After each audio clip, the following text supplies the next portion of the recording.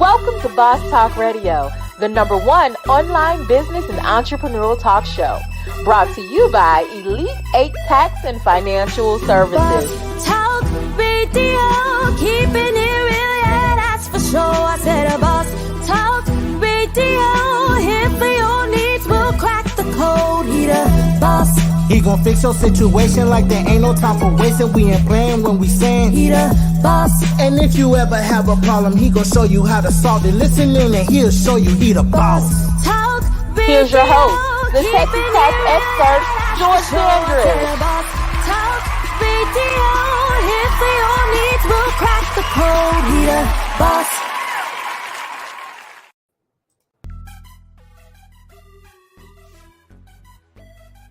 What's good, people? We winding this thing down. Top 10 best bag of all time. Guess what? If you have been following from number 10 till now, you are already in the process of accomplishing number 2. Number 2 is consistency. Tell y'all a little secret. This crept up on me because of all the great things that actually has been happening. But on October 23rd, it was the same day I got married, I entered my 10th year in this industry. And what's interesting about that is that I accepted this fact around 2009 or so. It just hit me like a ton of bricks that most overnight successes take 10 years. We just don't know about the grind before that because it might be year 6, 7, 8 before we hear about, what somebody's doing or they get on our radar, should I say, right? And then it looks like they just blow up. And 2022 has been phenomenal. I am blessed to have year on top of year of double-digit increases, sometimes even triple-digit increases over the prior year. And the one thing about it has been my consistency. And so if you go back, we talked about learning, and I demonstrated my commitment to learning. We talked about adaptability. We talked about being present. All of these things I had to do consistently. And now there are people who are just now seeing me and they're going, wow, who's this guy? He came out of nowhere, so forth and so on. But those of you who have been tuned in, you know I've been grinding this thing out for a minute, right? So how I got to that point, I looked back and, I'm a hip hop head. So I was looking at some of our record executives, etc., and the time they got started into the time they would hit a pinnacle or whatever, it would always be about 10 years on average, until they just blow through the ceiling, right? And so I said, okay, this work don't even start until year 10. Everything before that is the absolute grind, right? So I want you to be encouraged no matter where you are, how many followers you have, how many sales you have, how tight it may be on your budget, your relationships with family and friends. All that is a part of the process.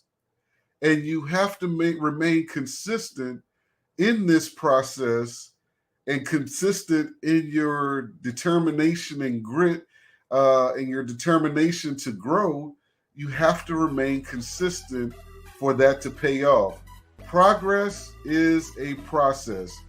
This doesn't happen overnight. So I want you guys to be encouraged and stay focused. And I put a challenge out there for 2023. I asked you, what are some of the things that you can be more disciplined about? If you've decided those things for yourself at this point, the next challenge for you is to be consistent in it. How many people do New Year's resolutions every year, right? New year, new me, you know, this is my year, blah, blah, blah, blah, blah. All right, so here's the thing.